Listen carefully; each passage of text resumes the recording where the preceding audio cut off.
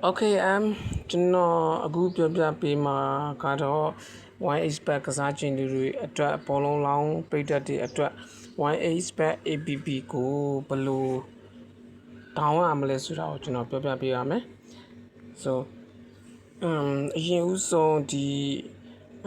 Google Chrome နဲ့ဝင်လိုက်ပါ Google Chrome နဲ့ဝင်လိုက်ပါ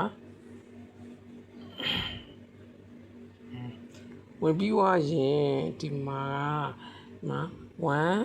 1xbet app download လို့ရိုက်ပါ for latest version ပေါ့နော်လေးကိုတခုဝင်လိုက်ပါဝင်ပြီးွားလို့ရှိရင်ကိုဖုန်းက Android ဆိုရင် Android ဟာလေးကိုတောင်းပါမဟုတ်ဒါပေမဲ့ကိုဖုန်း iOS တို့ iOS ကိုတောင်းပါဒီမှာကျွန်တော်ကတော့နှစ်ခုစလုံးပြထားတဲ့ဟာလေးကိုတောင်းကြည့်ပါမယ်အဲ့ဒီကိုဝင်လိုက်ပါဒီဟာလေးကိုဝင်မြင်အောင်နော်ဝင်မြောက်ဆိုရင်ထွက်လိုက်ပါထွက်ပြီးတော့နောက်တစ်ခုဟာရှိပါနောက်တစ်ခုဟာလေးတွေကိုထပ်ပြီးဝင်ကြည့်ပါမှတ်တွေ့လားရပါပြီပေါ့နော်ရသွားပြီးဆိုရင်ဒီအပေါ်မှာ login နဲ့ registration တော့ရှိရအဲ့ဒါကိုမဝင်နဲ့ဗျအခုကကျွန်တော်တို့ကထောင်းမှာပေါ့နော်ထောင်းမှာဆိုရင်ဒီ Android လေးကိုနှိပ်လိုက်ပါကိုက iOS ဆို iOS လေးကိုနှိပ်ကပြီးရင် download ကိုနှိပ်ပါနှိပ်ရင်ဒီမှာတွေ့လားဒီမှာ down နေပါပြီနော် down နေပါပြီကျွန်တော်တို့ခဏလောက်စောင်းပါမယ်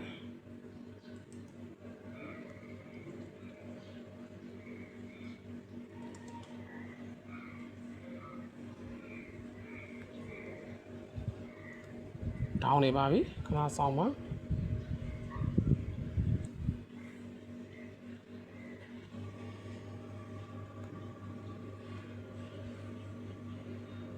ကဲတောင်းပြီးသွားပါပြီတောင်းပြီးသွားပြီဆိုလို့ရှိရင်တောင်းပြီးတဲ့ဟာလေးကိုကျွန်တော်နှိပ်လိုက်ရင်မ install လုပ်ပါမယ် install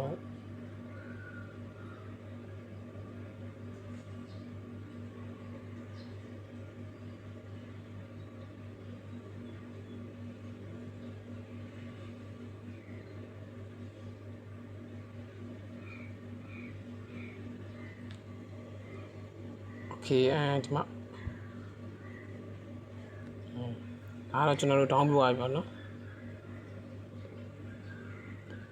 open လုပ်ကြည့်လိုက်ပါ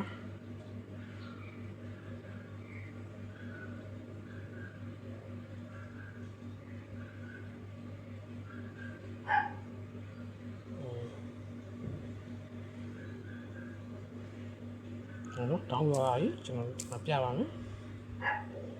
ဒီမှာပါ